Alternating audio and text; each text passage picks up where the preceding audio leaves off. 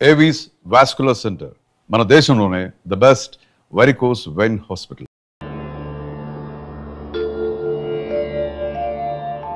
చెప్పండి చెప్పండి. ముహూర్తం అయిపోగానే అక్కడ వాళ్తాను. అన్ని ఏర్పాట్లు చేసేసుకోండి. వచ్చేస్తా. అలా కూర్చోమ్మా. ఆ కొబ్బరి బొండం వారి చేతిలో పెట్టు.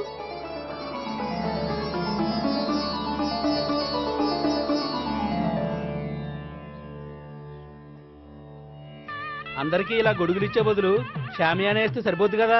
ఇంతకు ముందు 3 సార్లు షామియానా వేస్తే పెళ్లి ఆగిపోయింది. సెంటిమెంటు.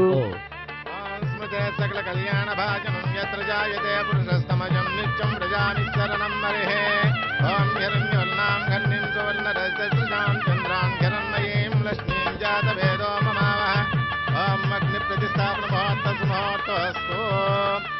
ఓం కేశవాయ స్వాహ. ఓం నారాయణాయ స్వాహ. ఓం మాధవాయ స్వాహ. ఓం గోవిందాయ స్వాహ. చదివిన మంత్రాలు చాలు. పెళ్లి కొడుకు రాగానే అర్జెంట్ గా తాళి కట్టించండి. శాస్త్రం ఒప్పుకోదమ్మా. 500 ఎక్కువ సంభావన ఇస్తానయ్యా. అయితే శాస్త్రం దానంతా అదే ఒప్పుకుంటుంది. ఇంతకీ పెళ్లి కొడుకు ఎక్కడమ్మా? వస్తున్నాళ్లే.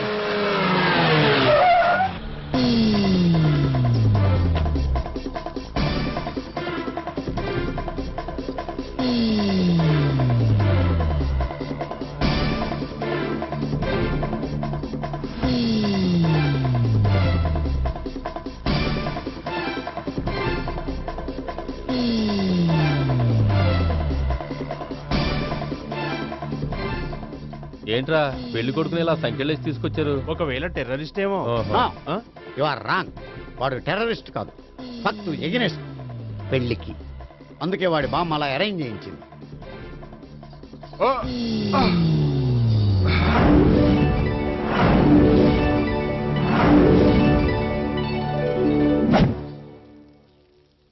బామ్మ, నన్ను పీటల వరకు తీసుకురావచ్చు, కానీ నా చేత తాళి కట్టించలేవు.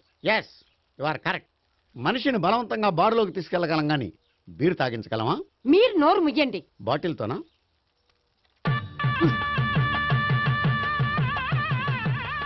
అయ్యో, 3 ముళ్ళు మీరు వేసేస్తారేమిటండి? మెల్లో వాడే వేస్తాడులే. శాస్త్రం ఒప్పుకోదు. ఇంకొక 500 ఎక్స్ట్రా ఇస్తాను. నోరు మూసుకో. అయితే ఇంకో 2 ముళ్ళు ఎక్కువేయండి. మెల్ల వేయరా. నేవైనే ఇలా చెప్తే నువ్వు వినవు. మమ జీవన హేతునాం కండే వర్ణామి శుభే త్వమీవ శరణం గతం.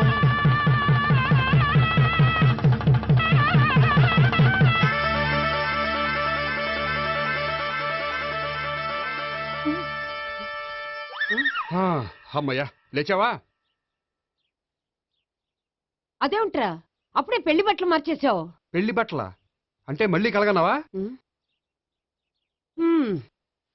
నీ పెళ్లి కలలో తప్ప ఇలలో చూసే అదృష్టం లేదు కదరా. పోనీ కల్లో అయినా చూస్తున్నావు కదే.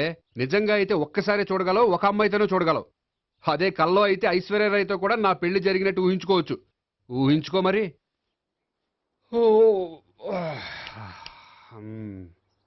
ఒరేయ్, ఇంకా ఎన్నాళ్ళు నన్ను ఇలా ఊహలో బతకమంటావురా? నా పెళ్ళయ్యే వరకు. ఎప్పుడురా నీ పెళ్లి ఏది? నాకు నచ్చిన అమ్మాయి దొరికినప్పుడు. అలా అని ఇప్పటిదాకా 25 సంబంధాలు వదిలేసావు. ఒరే, నీకు నచ్చిన అమ్మాయి నేను బతికుండగా దొరుకుతుందంటావా? నువ్వే కాదు, వీడు బ్రతకుండగా కూడా దొరకదు. ముసల్దానికి ఈయనొకరు తోడు. నువ్వు సీరియస్ గా చూసినా సిల్లిగా చూసినా ఇది మాత్రం నిజం. మనకు కావాలనుకున్నది దొరకనప్పుడు దొరికేదాన్నే కావాలనుకోవాలి. నేను అనుకోను. నాకు నచ్చిన అమ్మాయి దొరకపోతే లైఫ్ లాంగ్ ఇలాగే ఉండిపోతాను.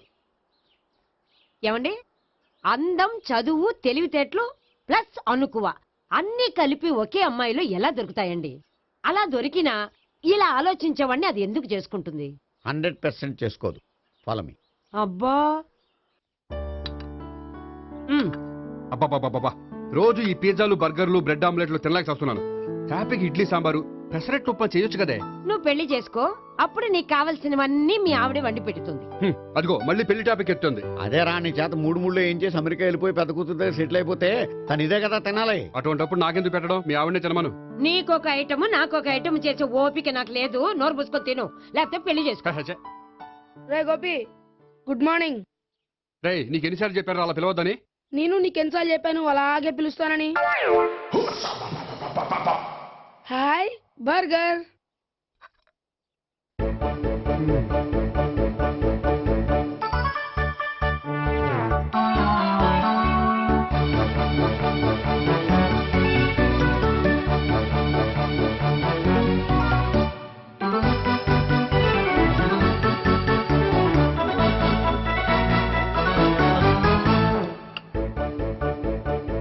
వీడి తిండి తగిలయ్యా. రోడ్డు దాటేటప్పుడు ఏ రోడ్ రోలరో విని తొక్కేస్తే బాగుండు. ఏంటి రోడ్ రోల్లో ఏదైనా నన్ను తొక్కేస్తే బాగుండు అనుకుంటున్నావా? నన్ను ఎవరైనా తిట్టుకుంటే నాకు తెలిసిపోతుంది తెలుసా? ఆ? నీకు ఈ టాలెంటే కాదు ఆ టాలెంట్ కూడా ఉందన్నమాట. ఇంకా చాలా టాలెంట్స్ ఉన్నాయి. రోజు ఇక్కడికొచ్చి తినకపోతే మీ ఇంట్లో తిని రావచ్చుగా. అక్కడ అయ్యాక ఇక్కడికి వస్తాను. ఒరేయ్, బకాసురుని గురించి వినడమే గాని తినడం చూడలేదురా. సన్నాఫ్ బకాసురుని చూస్తున్నట్టుందిరా. సర్లే నేను ఆఫీస్కి వెళ్తున్నా. ఆ వెళ్ళు. నువ్వు లాగించరా. ఒరేయ్, తినే తిను ఇదెందుకు? ఇది కూడా తీసుకో. తినే మొత్తం తినే. Good morning Gopi. Good morning. ఏంటి సుబ్బారావు ఇంకా రాలేదా? రాలేదు, నడుము విరిగిందట. ఏ కాల్ జారాడా? కాదు, వాళ్ళ ఆవిడ దగ్గర నోరు జారాడు. ఏమని? రెండో సెటప్ ఉందని. అందుకని నడువు విరగొట్టేసిందా? అవును, నడుము ఉంటేనే కదా సెటప్ ఉండేది. Good morning sir. ఇవిగోండి సార్ మీకు వచ్చిన లెటర్స్. ఏంటి గోపి ఇన్ని లెటర్స్? అదే నాకు అర్థం కావట్లేదు.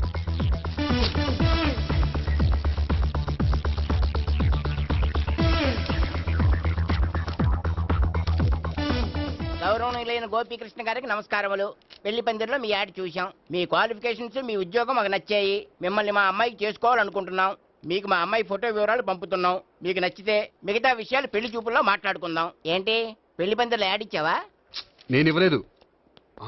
మా బామ్మ ఇచ్చి ఉంటుంది. ఎవరిస్తే ఏంటి, కవర్లు వచ్చాయి కాబట్టి చించి చదివేస్తే ఓ పని అయిపోద్ది. చదవండి అయ్యా, ఫిగర్ బాగుంటే చెప్పండి.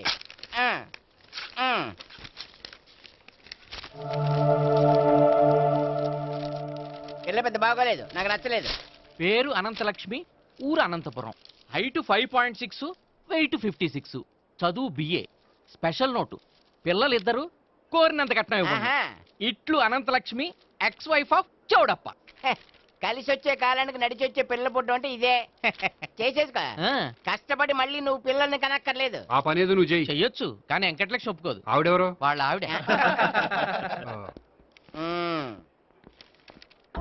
వీడి అమ్మాయిని చేసుకుంటే ఇంట్లో ఉన్న ఆఫీసులో ఉన్నట్లే ఉంటది. ఏమంటే ఈ ముఖం మన ఆఫీసర్ తుంచు ముఖం చెంచేశ్వరే గడి ముఖానికి దగ్గరలో ఉంది. నమస్తే సార్. మీకు 100 ఏళ్ళు ఆయుష్ సార్. ఇప్పుడే మీ గురించి అనుకుంటున్నాం. విన్నాను. నాకు తెలుసురా నీకు నేనంటే ఎంత అభిమానం. ఏమిటిదంతా? మన గోపికృష్ణకి పిల్ల సెటప్ చేస్తున్నాం. అదే పెళ్లి చేయడానికి.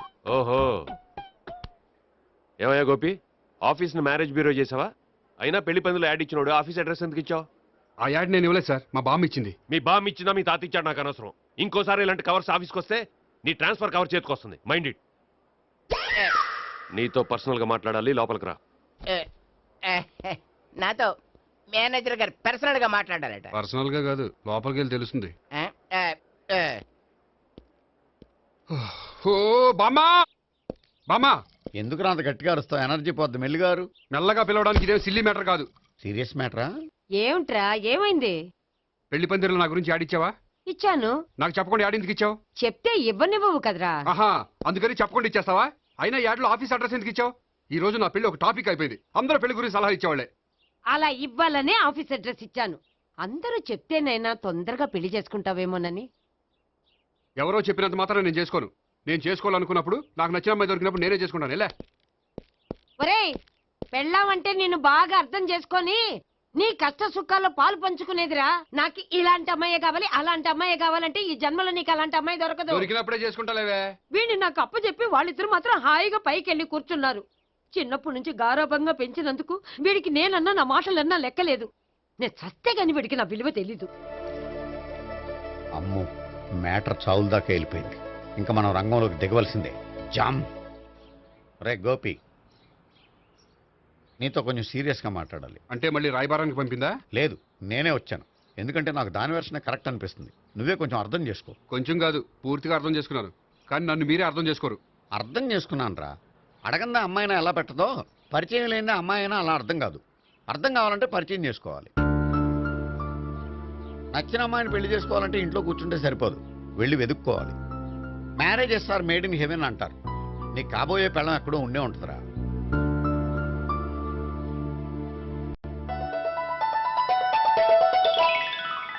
Excuse me. Ya, please come.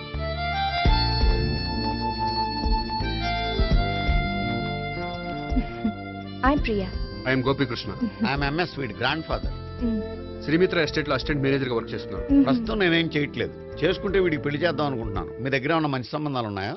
మా దగ్గర ఉండేవన్నీ మంచి సంబంధాలేనండి. ఇప్పటి వరకు మా బ్యూరో తరఫున చాలా పెళ్లిళ్ళు చేశారు.